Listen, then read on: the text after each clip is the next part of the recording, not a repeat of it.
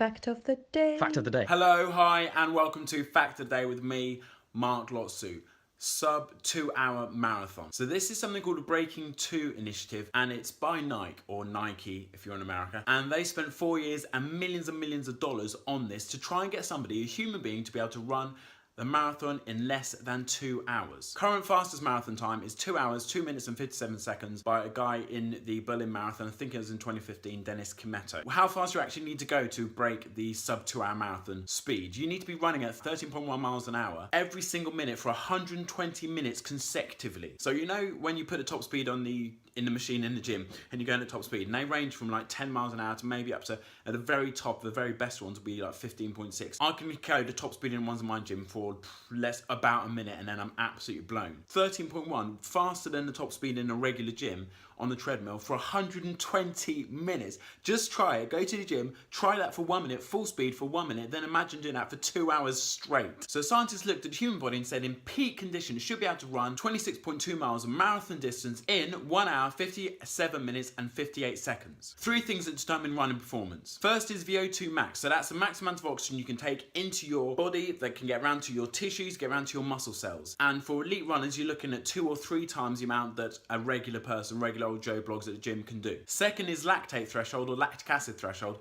This is the point where lactic acid builds up so much in your muscle cells that you can't break it down fast enough, and then it starts to inhibit your muscles' ability to contract properly. And the third is your running efficiency, how you land on your foot, how long your leg is, how big your stride is, all of these different things taken into account. Nike have said that they've produced a shoe which increases your running efficiency by 4%.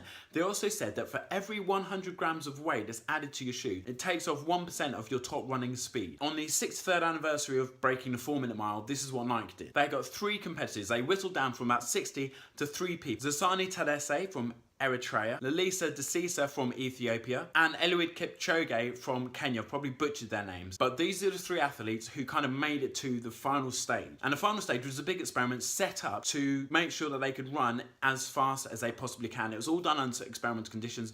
They had a car, and the car was shining a laser beam on the ground, and they had to stay within this laser beam to be able to achieve the sub 2 hour marathon point. And only one of the 3 managed to stay close to within the laser beamed area for the majority of the race. Towards the end of the race, he fell out, and this was the Kenyan Kipchoge, and he completed the marathon in 2 hours and 25 seconds. 25 seconds off doing a sub 2 hour marathon. Well, 26 seconds off doing a sub 2 hour marathon.